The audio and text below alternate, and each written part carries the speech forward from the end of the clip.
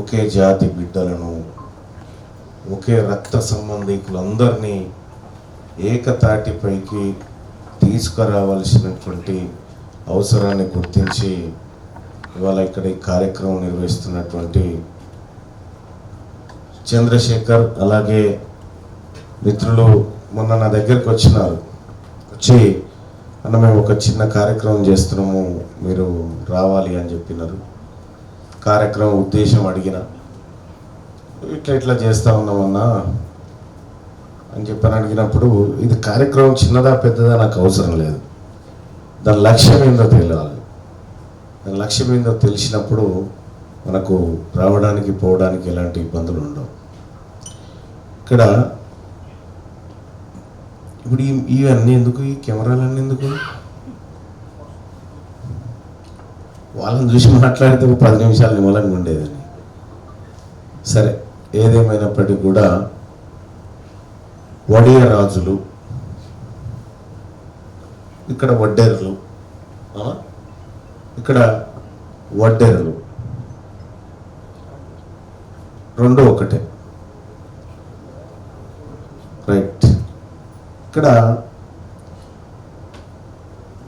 వడ్డేర్లకు సంబంధించినటువంటి అంశంలో నేను కొద్ది రోజులు ఈ కులం పైన కొద్ది దృష్టి సారించి కొంత వర్క్ చేయాలనుకున్నటువంటి సందర్భంలో డాక్టర్ చంద్రకళ అండ్ వాళ్ళు ఇంకెవరో నా దగ్గరికి వచ్చినారు ఒకసారి. అలాగే చాలామంది టీచర్లు, చాలామంది ఈ కమ్యూనిటీ నుంచి ఉన్నటువంటి వాళ్ళని నేను చాలాసార్లు కలిసిన సందర్భంలో అసలు ఏంది బాయ్సాప్ అని చెప్పి, ఏంది కులం స్థితిగతులు ఏంది, అసలు ఈ కమ్యూనిటీ నుంచి ఎడ్యుకేషన్ ఎంత ఉంది, ఎంప్లాయ్మెంట్ ఎంత ఉంది, వాళ్ళ స్థితిగతులు ఏంది, వీటన్నిటి గురించి కూడా చాలాసార్లు డిస్కస్ చేసిన. దానికి సంబంధించినటువంటి డాటా కూడా నేను సేకరించిన, నా ఆఫీస్లో కూడా ఉంది. హైదరాబాద్లో చాలామంది కాంట్రాక్టర్లు వడ్డెర సామాజిక వర్గం నుంచి ఉన్నారు. ఇటీవల కాలంలో నేను వాళ్ళని అబ్జర్వ్ చేసినప్పుడు చాలా ఐక్యంగా బలంగా ఉన్నటువంటి వాళ్ళు బలంగా ఉన్నారు. దాంట్లో హైదరాబాద్లో మ్యాక్సిమం సివిల్ వర్క్స్ అన్నీ 60% దాకా వడ్డేర సామాజిక వర్గంకి చెందినటువంటి కాంట్రాక్టర్లే చేస్తూ ఉండే. అలాగే నా మిత్రుడు కథాలని ఉంటుండే, మీకు తెలుసా ఎవరికన్నా? మహబూబ్ నగర్ జిల్లా, పెద్ద చదువుకోలేతాను కానీ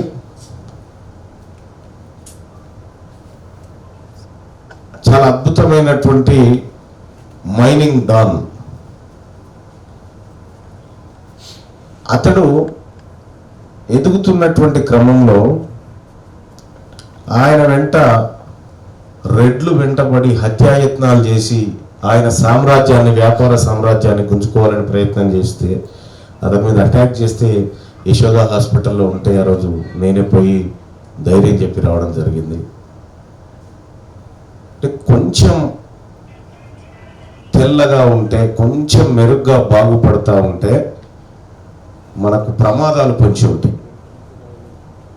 ప్రమాదాలు ఎక్కడి నుంచి పొంచి ఉంటాయి? మన చుట్టూ తిరిగినటువంటి వాళ్ళ ద్వారానే ప్రమాదాలు పొంచి ఉంటాయి. వీటన్నిటినీ తట్టుకొని మనం గుట్టలు, బండలు, అక్కడి నుంచి మెల్లగా స్కూలు, అటువైపు నుంచి మెల్లగా చదువుకొని ఉద్యోగాలు, కాంట్రాక్ట్ల వైపు వచ్చేసరికి ఇక్కడ మన అదేదో అంటారు కదా, కైలాసమా ఏదో ఆడతారు చూడు, ఏమైందా, జారిందా, అవి అట్లా పడిపోతాం అన్నట్టు. మనం ఇంత మీదకి వచ్చిన తర్వాత ఆ పాము నిచ్చెన ఉంటుంది కదా, పాము నిచ్చెనలాగా ఇప్పుడు జర్ర ఈడికి రాగానే ఇప్పుడు పెద్ద పాము ఉంటుంది, ఈడ మళ్ళీ మిమ్మల్ని కిందికి తీసుకుపోతుంది. అట్లా చాలామంది నా దగ్గర చాలామంది మన వడ్డెర సామాజిక వర్గానికి చెందినటువంటి చాలామంది అనుచరులు ఉన్నారు నా దగ్గర. వాళ్ళు నమ్మితే ఎందాకైనా తెగిస్తారు, ఎందాకైనా తెగించి పోరాటం చేయడానికి సిద్ధంగా ఉంటారు. వాళ్ళ దమ్ము ధైర్యం నాకు తెలుసు. ఇక్కడ పేరులోనే రాజు, వడియ రాజు. ఒకప్పుడు రాజ్యాలు ఏలేరు, అది తెలిసిన చరిత్రే. క్రమంగా ఈ చరిత్ర, ఈ సమాజం బందిపోటుకు దొంగలుగా చిత్రీకరించింది. బందిపోటు దొంగలుగా చిత్రీకరించి అనేక అవమానాలకు గురి చేసింది. అయినా కూడా అవమానాలను తట్టుకుంటూ ఒక్కొక్క మెట్టు ఎక్కుకుంటూ మీరు ఇక్కడి వరకు వచ్చి హోటల్లో ఒక్కటే కూర్చున్నందుకు మీ అందరికీ ధన్యవాదాలు తెలియజేస్తా ఉన్నాను. ఇవాళ చాలామంది ఎక్కడున్నారు? వడ్డెర సామాజిక సంబంధించినటువంటి సమాజం ఎక్కడుంది? ఒకసారి ఏం జరిగింది, భువనగిరిలో ఇట్లే మా అందరి ప్రోత్సాహంతో వడ్డెర సామాజిక వర్గానికి సంబంధించినటువంటి వాళ్ళందరూ కూడా ఒకసారి మీటింగ్ పెట్టండి తమ్మి అంటే మీటింగ్ పెట్టిరు. అయిపోయింది, మీటింగ్ పెట్టిన తర్వాత ఆ మీటింగ్కు రెడ్డి ఎమ్మెల్యేని పిలిచారు. నేను అడిగిన, మీటింగ్ మీదిగా తమ్మి, ఆయన మీ దాంట్లో చేరిండా మీరు ఆయన దాంట్లో చేరిరా అని అడిగిన. అంటే ఆ లోకల్ ఎమ్మెల్యే కదన్నా రావాలి అని. వాళ్ళు రెడ్లు మీటింగ్ పెట్టుకున్నప్పుడు రెడ్లు పిలుస్తారా? అటెంకలు రాణిస్తారు, అటువైపు ఆయన కనీసం తొంగి కూడా చూడనీయడు. అందుకనే నేను బీసీ సభలు పెట్టినప్పుడు క్లియర్గా చెప్తా, రెడ్లు వెళ్ళమనుంటే ఇక్కడికి వెళ్ళిపోరు అని చెప్తా. ఫస్ట్ వద్దు మనకు అలా సోపతి ఎందుకు, క్లారిటీగా ఉన్నాం.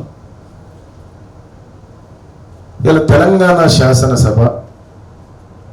శాసన పరిషత్లో ఎవరైనా వడ్డరు వాళ్ళు ఎమ్మెల్యేలు కనిపిస్తారా? ఎవరు కనిపించరు. ఎందుకు కనిపించరు? మనం విడిపోయి ఉన్నాం కాబట్టి. తెలంగాణ రాష్ట్రంలో వెలమల కంటే 4 రెట్ల జనాభా ఎక్కువ ఉంది వడ్డెరలు. వెలమల కంటే అంటే కేసీఆర్ సామాజిక వర్గం కంటే వడ్డెర్ల జనాభా 4-5 రెట్లు ఎక్కువ ఉంది. అయినా ఆ వర్గం నుంచి ఎమ్మెల్యే లేడు. ఈ శేర్లింగంపల్లి కాడ ఉన్న వడ్డెరులు అంత ఒకటైతే శేర్లింగంపల్లి ఎమ్మెల్యే గెలుస్తాడు.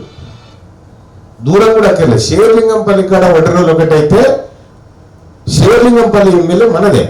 కానీ శేర్లింగంపల్లి కాడ 7,500 ఓట్లున్న కమ్మాయిని ఎమ్మెల్యే అవుతాడు. ఉమ్మడి మెదక్ జిల్లాలో, మొత్తం ఉమ్మడి మెదక్ జిల్లాలో వెలమ వల్ల ఎంతమంది ఉన్నారంటే 5,730 మంది ఉన్నారు మొత్తం ఉమ్మడి మెదక్ జిల్లాలో. ఒక్క సిద్దిపేట మండలంలోనే వడ్డెరులో 5,000 మంది ఉన్నారు. 1,700 మందికి ఒక ఎమ్మెల్యే తయారైండు వెలుమోలి ఇళ్ళ నుంచి. మరి ఇన్ని లక్షల మంది జనాభా ఉన్నటువంటి వడ్డెర సోదరులు రాజకీయ ఆకాంక్ష ఉండకూడదా వీళ్ళకి? రాజకీయాల్లోకి వస్తేనే రాజకీయాలు మాత్రమే మనల్ని మారుస్తాయి. ఇంకా తర్వాత ఏమున్నా వేస్ట్. రాజకీయాలకు మనం దూరంగా ఉంటే ఎవడో అనామకుడు చేలుతూనే ఉంటాడు, పోతూనే ఉంటాడు. అందుకోసమని వడ్డెర సోదరులకు నేను రిక్వెస్ట్ చేస్తూ ఉన్నా, రాజకీయాల్లోకి రండి, రాజకీయాల వైపు రండి. నేను మిగతా బీసీ సమాజాన్ని ఆ సమాజం వేలు మీకు అందిస్తా రండి. తెలంగాణ రాష్ట్రంలో 2.5 కోట్ల మంది బీసీలో ఉన్నాం. అందులో మీరు కూడా పార్టు, మీరు కూడా బీసీ బిడ్డలే. మీరు కూడా 2029 నాటికి వడ్డెర బిడ్డలు కూడా అసెంబ్లీలో అడుగు పెట్టాలి. అది నా లక్ష్యం, అది నా లక్ష్యం. ఖచ్చితంగా ఆ దిశగా ఆ సమాజాన్ని చైతన్యం చేసుకుంటూ పోతా ఉన్నాం. నిన్న ఒక మీటింగ్ జరిగింది సూర్యాపేటలో. మారోజు వీరన్న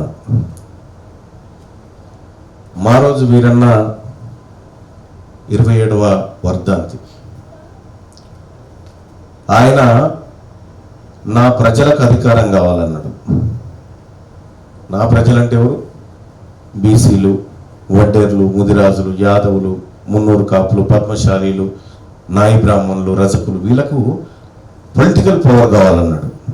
పొలిటికల్ పవర్ కావాలంటే అప్పుడున్నటువంటి ప్రభుత్వం దొంగచాటును ఎన్కౌంటర్ చేసింది. ఆ తర్వాత బెల్లి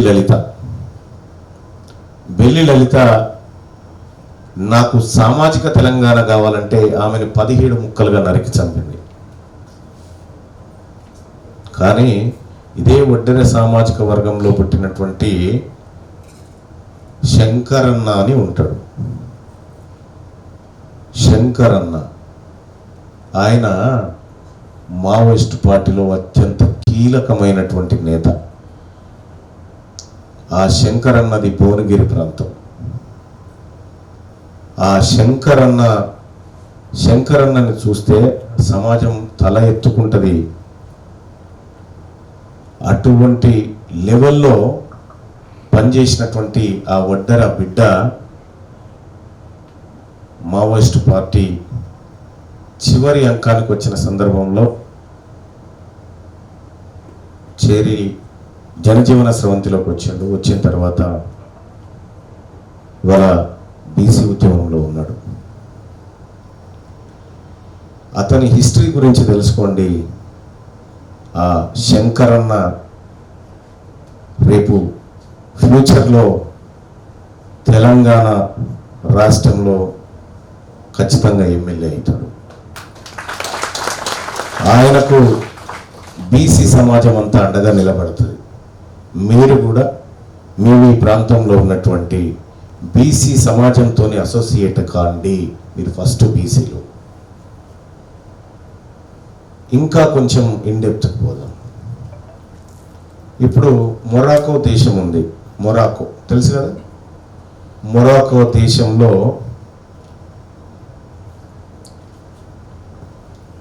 ఒక మైనింగ్ ప్రాంతం ఉంటుంది. బ్రైటో ఏదో అంటారు దాని పేరు, బ్రిడ్జ్. అక్కడ మైనింగ్ ప్రాంతంలో మైనింగ్ ఎవరు చేస్తారు?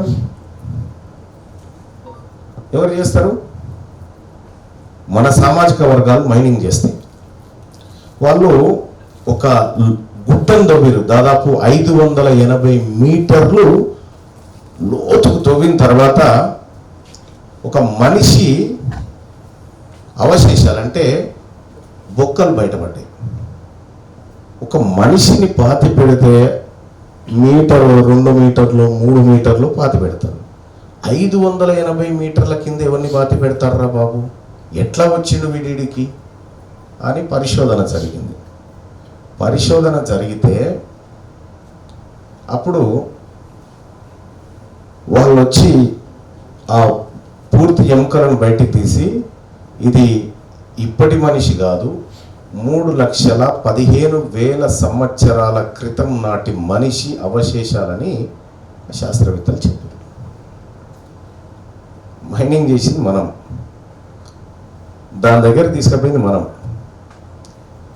ఇంతటి చరిత్రను బయటకు తీసినటువంటి వడ్డెర సోదరులను ఈ సమాజం కనీసం మనుషుల లెక్కనన్నా చూడండి రా అని అంటే దారిదోపిడి దొంగలుగా చిత్రీకరించింది ఈ సమాజం. ఇది బాధాకరం. ఈ సమాజంలో మన హక్కులను దోచుకునే దొంగలు ఉన్నారు, మన అవకాశాలను దోచుకునే దొంగలు ఉన్నారు. మన సంపద దోపిడీ చేసినటువంటి దొంగలు ఉన్నారు. అసలైన దొంగలు వాళ్ళు. ఒరిజినల్ రాజులు వడియ రాజులు. మనము మన చరిత్ర మనకు చెప్పేటోడు లేక, మన చరిత్రను మనం పరిశీలించక ఇది బాధ. అందుకోసమే నేను సోదరులందరికీ చెప్తా ఉన్నా, మనం బీసీలం, 100% బీసీలం, ప్యూర్ బీసీలం, బ్యాక్వర్డ్ క్లాసెస్. మనం కొన్ని చోట్ల ఎస్సీ సామాజిక వర్గంలో ఉన్నాం, కొన్ని చోట్ల ఎస్టీ సామాజిక వర్గంలో ఉన్నాం. మేము ఇక్కడ తెలంగాణలో బీసీ, మహారాష్ట్రలో ఎస్టీలం, అలాగే ఏపీకి పోతే ఓసీలం. ఇట్లా సామాజిక వర్గాలు అక్కడ ఉన్నటువంటి పరిస్థితులను బట్టి మారిపోయాయి. కానీ ఈ తెలంగాణలో ఉన్నటువంటి ప్రతి వడ్డెర బిడ్డ బీసీఏ. సగర్వంగా చెప్పుకోవాలి మనం. రేపు 2029లో తెలంగాణ రాష్ట్రంలో వచ్చేది బీసీ ప్రభుత్వమే. ఈ బీసీ ప్రభుత్వం ఎంత బలంగా రాబోతా ఉందో మీరు చూడండి. కాబట్టి ఈ రాబోయేటువంటి ప్రభుత్వంలో మీరు భాగస్వాములు కావాలని చెప్పి కోరుకుంటా ఉన్నా. అసలు వడ్డెర బిడ్డలు అసెంబ్లీలో చట్టాలు పాస్ చేసేటువంటి వేదిక మీద ఉండాలని కోరుకుంటా ఉన్నా. వాళ్ళు మరింత ఉన్నత శిఖరాలకు ఎదగాలని కోరుకుంటా ఉన్నా. మీ అందరికీ తెలుసు, ఇటీవల నరేంద్ర మోడీ గారు బంగారం కొనొద్దని చెప్పింది. బంగారం కొనొద్దు. ఎందుకు కొనొద్దు బంగారం? ఇదే నరేంద్ర మోడీ గారు 2020లో గోల్డ్ లోన్ క్రెడిట్ కార్డ్ అని ఒక స్కీమ్ ఒకటి తీసుకొచ్చాడు. నువ్వు బంగారం కొంటావు, ఏం కొంటావా బంగారం, ఆ పైసలు ఇక్కడదే, ఆ రోజు బంగారం ఏదారంటే అది ఇచ్చేస్తాం మీకు, మళ్ళీ నీ పైసలు నీకు ఇచ్చేస్తాం అని చెప్పి అదొకటి పెట్టింది స్కీమ్. ఇటీవల ఎత్తేసారు అనుకో. ఆ మట్టిపూర్ ఆలోచనలకు 2 లక్షల కోట్లు పోయినాయి. 2 లక్షల కోట్లు. ఇప్పుడు ఏంది మరి బంగారం కథ ఏంది? మైనింగ్ చేసేది మనమే కదా. అంటే ఏమీ లేదు. బంగారం ఫస్ట్ మీకు జియో ఫ్రీగా ఇవ్వలే, జియో సిమ్ కార్డ్ ఫ్రీగా ఇచ్చేది. అప్పుడు మనకి ఫ్రీ ఇంటర్నెట్ ఫ్రీగా అట్లా ఉండే. అది ఇవ్వగానే ఏం జరిగింది? జియో ఫ్రీ ఇవ్వగానే డొకోమో కంపెనీ పోయింది, ఐడియా పోయింది, ఎయిర్సెల్ పోయింది. ఇవన్నీ చిన్న చిన్న కంపెనీలన్నీ మూతపడ్డాయి. ఆఖరికి ఇప్పుడు ఎయిర్టెల్ కూడా ప్రమాదం ఉంది. వోడాఫోన్, ఐడియా ఇద్దరు చట్టపట్టాలు వేసుకుంటే తప్ప అది నిలబడే పరిస్థితులు లేదు. ఇవాళ దేశం అంతా జియో అయింది. ఇప్పుడు బంగారం ఇంపోర్ట్ ఆపేస్తే ఇంటర్నేషనల్ బంగారం రాదు. ఇక్కడ ఉన్న గిజానాలు అన్నీ ఖతమైపోతాయి. ఇప్పటికే గోల్డ్ మైనింగ్లోకి ఎంటర్ అయిన అంబానీ, అదానీ మైనింగ్ ఎంటర్ అవుతుంది. అప్పుడు ఖజానా ప్లేస్లో అదానీ జ్యువెలర్స్ ఉంటుంది. మొత్తం ఈ దేశంలో ఉన్నటువంటి అత్యంత కీలక సంపదను వాళ్ళ గుప్పిట్లో పెట్టుకుంటారు. దున్నటోందే భూమి కదా కమ్యూనిస్టు సిద్ధాంతం ప్రకారం. దున్నటోంది భూమి అయినప్పుడు తొగటోందే బంగారం కావాలి కదా. అంటే మనమందరం కూడా చాలా లాజికల్గా ఆలోచిస్తే తప్ప ఈ భూమి మీద సర్వైవ్ కాలేము. మరొకసారి మంచి సభ ఏర్పాటు చేసుకుందాం, సాధక బాధకాలు మాట్లాడుకొని ఈ మాట్లాడకంటే ముందు సాంస్కృతిక ఉద్యమం చాలా ఇంపార్టెంట్. వడ్డెర్ల హిస్టరీ కావాలి, దాన్ని తొవ్వి తీయాలి. దాన్ని తొవ్వి తీసి చాలా హిస్టరీని మీరు సాంస్కృతిక ఉద్యమంగా మార్చాలి. దీన్ని ఎప్పుడైనా సాంస్కృతిక ఉద్యమంగా మారిస్తేనే అది సక్సెస్ అవుతుంది. మనకు ఎంత చరిత్ర ఉన్నా కూడా దాన్ని సాంస్కృతిక మూలాలు ఉంటాయి. వాటిని సైమల్టేనియస్గా తీసుకొచ్చినప్పుడు, అందుకే ఒక పాట, మీరు ఈ తెలంగాణ ఉద్యమం చూస్తే కూడా పాటలతోటే, దీనికి ఎంత చరిత్ర ఉన్నా పాట నడిపించింది, ఉద్యమాన్ని పాట నడిపించింది. అట్లా మన జాతుల గొప్పతనాన్ని తెలియజేసే పాట ఉండాలి, పుస్తకం ఉండాలి, అక్షరం ఉండాలి, సెమినార్స్ ఉండాలి, అన్నీ ఉండాలి. అవన్నీ సైమల్టేనియస్గా చేసుకురావడానికి మీరందరూ యూనిటీగా కృషి చేయాలని కోరుకుంటూ, అలాగే ఈ కార్యక్రమానికి నన్ను ఆహ్వానించినటువంటి మిత్రులకు శుభాభినందనలు తెలియజేసుకుంటూ సెలవు తీసుకుంటున్నా. ధన్యవాదాలు.